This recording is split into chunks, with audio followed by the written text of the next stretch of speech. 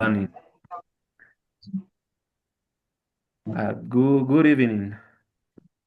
Good evening. Uh, today you are Good going to evening. start. Okay, today you are going to start our lesson. This session we are going to learn about database design. Before I start, I see most of you have logged in. Tell those that have not logged in to log in, so that we may start. Now, on today's lesson, we are going to have a lot of things. I mean, few things that you are going to learn. By this end of this lesson, you are going to define terms in database, identify the types of database structures, and also discuss operations in database. So, last time we looked at what is database, and we said a database is somewhere that we store data. Somewhere we store data. Can someone confirm it's what we talked about? Stephen, is it what we said? Yes. Okay, now this was Yes. we defined this like a database. The image you are seeing there is what we said a database looks like. So today we are going to define the terms that we normally use in a database system and design. So the following we are going to redefine the following things that you see in your screen. Can someone tell me what is a database? Another person to explain what is a primary key, and so on. Anyone with an attempt on any term that he or she knows? Anyone conversant with the terms? I'll give it a try on a primary key. Okay, So a primary key is that key that uniquely identifies an object in a database. good try, Stephen. Another person to try another term? Yes, continue using the charts. Database, Yes, collection of related data. yes, collection of related data. The last person to attempt.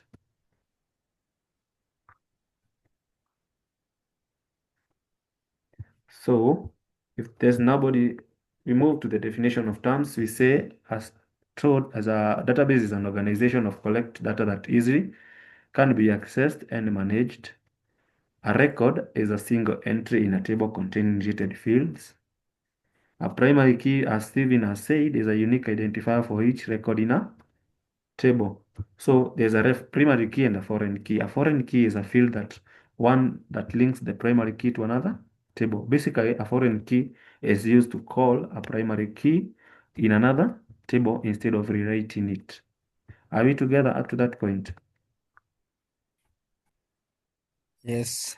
So the other thing is an entity. An entity is basically things that we enter into into the database.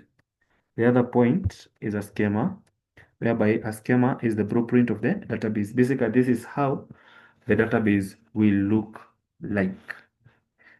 Up to that point, that is the terms we are going to be interacting with during the designing of the database, and we shall see how each of them is applied in the database systems.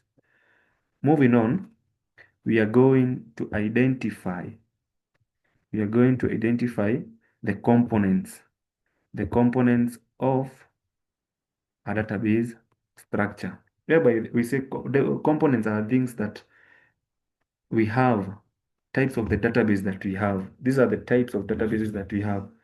Number one is the hierarchical database. Hierarchical database here is whereby data is organized like a tree structure.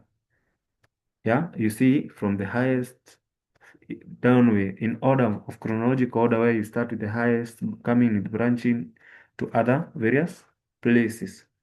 The next thing is data structure. That is the network database structure.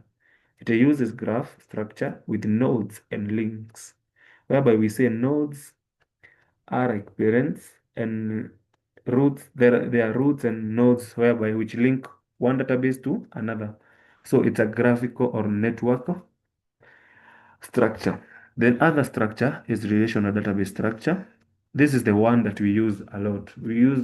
And this one we'll be using it a lot in our classes, which is the relational based database structure, where data is stored in tables and connected by keys.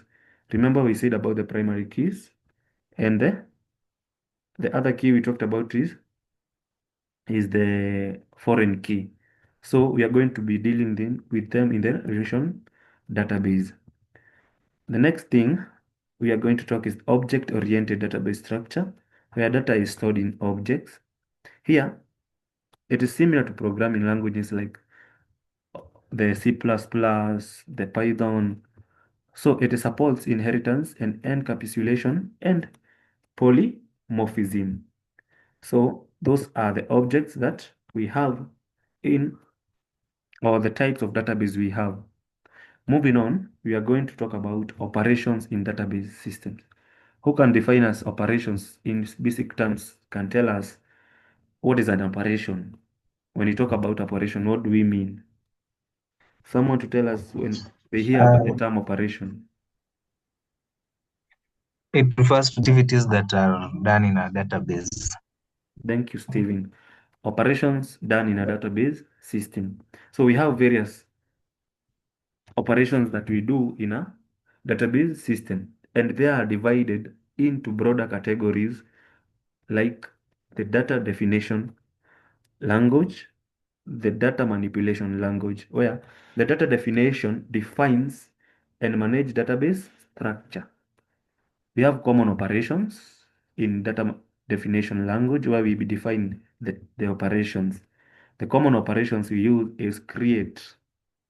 It is used to create tables in a database.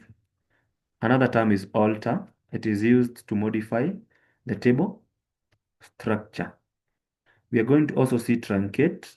It is used to delete all data but keeps the structure. So it removes the data but the structure remains. That is the data definition language. The second language is the data manipulation language. This is used to insert things in the database, update, delete, and retrieve data in the database. So the common operations are insert. It adds a new record. Inserting is adding a new record that never existed. Update, you modify an existing data. Here you have already kept the data, you now want to change the data. Delete, it is used to remove records. Basically, this is just deleting the records from where they are. Select, you pick the records from where you stored them. The other operation is the data control language. It is used to manage access and permissions. It is used to grant rights to the people involved and allowing them access to the database with various privileges. Number one is grant. It is used to allow access. Revoke. It is used to remove the access given earlier. The last thing I'm going to use to look today is the transactional control language, whereby it is used to manage the transactions to ensure data integrity. Hereby, you ensure that data integrity is observed, whereby changes made here can be either saved or unsaved. The common operations is commit. To commit is to save changes in the database, whereby after working with the database and inserting data, you commit your changes and you save them. The other thing is rollback. Rollback is undoing the changes made in the database. You may have sent something and later you want to retake it. So that is basically what we are going to look at this lesson. Any question from the operations that we have just talked about? It seems there's no question. We move on to assignment. I would like you to discuss database normalization. Having discussed on designing of a database, now you can go ahead and discuss on the database normalization. Discuss on what normalization is, the types of normalizations we have. So by the next class, we should be able to talk and to know what is a normalization. I think we have come to the end of our session. Thank you for participating. I will wish you a good evening and let's meet on the next session here.